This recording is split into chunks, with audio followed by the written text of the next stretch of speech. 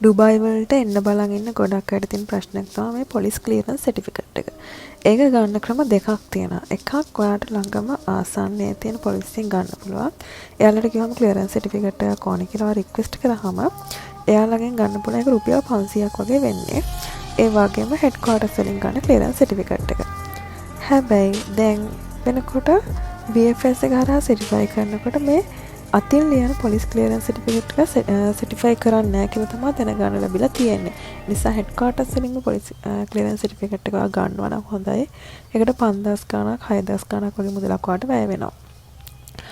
ළඟම පොලිසියෙන් clearance certificate එකක් ඉල්ලුම් කරනවා නම් ඔයා ග්‍රාම සේවක සහතිකයේ ෆොටෝකොපි එකක්, ඔයාගේ ඩෙන්ටිටි එකේ ෆොටෝකොපි එකක් ඔයාගේ රික්වෙස්ට් ලෙටර් එකක් ගිහින් දෙන්න. එතකොට තමයි යාලා ඔයාලගේ ක්ලියරන්ස් සර්ටිෆිකේට් එක ඉෂුව කරන්නේ.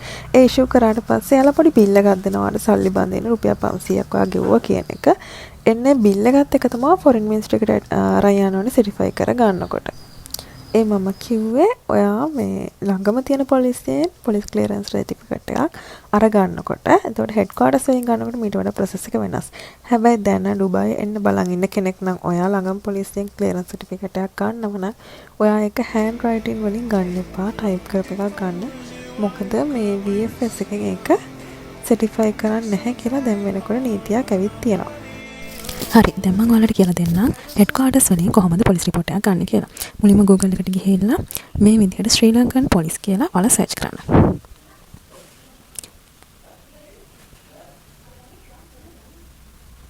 ඊට පස්සේ එන ඉන්ටර්ෆේස් එකේ මේ විදිහට පහළට ගියාම මේ විදිහට පෙන්නනවා. ඊට පස්සේ එතනින් ඔයාලා සිලෙක්ට් කරගන්න ඕනේ මෙන්න මේ උඩම තියෙන ශ්‍රී ලංකා පොලිස් කියන ටැබ් එක. ඒ ටැබ් එක ටච් කරාට පස්සේ ඔයාලට මෙන්න මේ විදිහට පෙන්නනවා. එතනදී ඔයාලා මේ සිලෙක්ට් කරගන්න ඕනේ මෙන්න මේ e-service කියන එක. එන්නේ e-service සිලෙක්ට් කරාට පස්සේ ඔයාලා මෙතන clearance certificate කියන එක සිලෙක්ට් කරගන්න. ඒ ටැබ් එක ටච් කරලා ඔයාලා ඕපන් කරගත්තට පස්සේ මෙතන පෙන්නනවා වම් පැත්තට වෙන්න ඉංග්‍රීසි සිංහල තමිල් කියලා ලැන්ග්වේජ් තුනෙම එතන තියෙන ඉන්ස්ට්‍රක්ෂන් ටික. ඒක ඕපන් කරලා හොඳට බලන්න ඔයාලට ඕන ඩොකියුමන්ට්ස් මොනවද කියලා එතන පෙන්නනවා මේ පොලිස් ක්ලියරන්ස් සර්ටිෆිකේට් එක. අයදුම් කිරීම. ඒ වගේම ඔයාලා හොඳට මතක තියාගන්න විනාඩි 20ක් ඇතුළත මේ ඇප්ලිකේෂන් එක ෆිල් කරන්න ඕනේ. නැත්නම් මේ ඇප්ලිකේෂන් ප්‍රොසෙස් එක හරියන්නේ නැහැ. ඒ වගේම මෙන්න මේ කියන ඩොකියුමන්ට්ස් ඔයාලගේ නම් වල වෙනසක් තියෙනවා. ඒ විදිහට රෙඩි කරගන්න. හැබැයි ඒවා කිලෝබයිට් 250ට අඩු වෙන්න ඕනේ. ඔයාලා කමියුනිකේෂන් එකකට ගිහින් ඔයාලගේ පාස්පෝර්ට් එක ඒ වගේම NIC එක උප්පැන්නේ. එන්නේ කියන දේවල් ස්කෑන් කරන්න දෙන්න.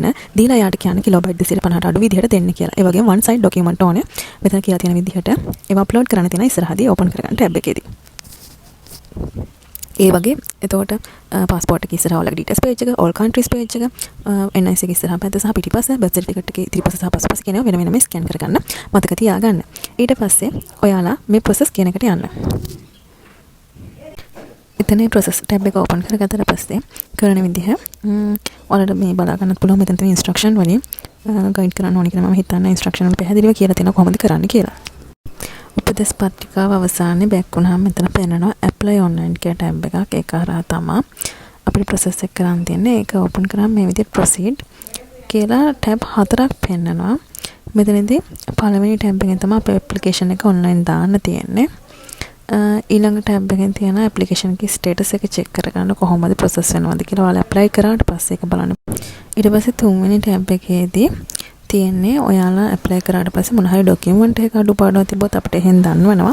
ඊට පස්සේ ඒක ආයෙ ඇප්ලයි කරන්න තමයි තමයි ටැබ් එක තියෙන්නේ. දැන් අපි ප්‍රොසීඩ් එක ටච් කරා පළවෙනි ටැබ් එකේ. ඊට පස්සේ මේ විදිහට ඇප්ලිකේෂන් එක පෙන්නනවා. ගයිඩ්ලයින් එක බලාගෙන ඔයාලට ෆිල් කරන්නත් පුළුවන්.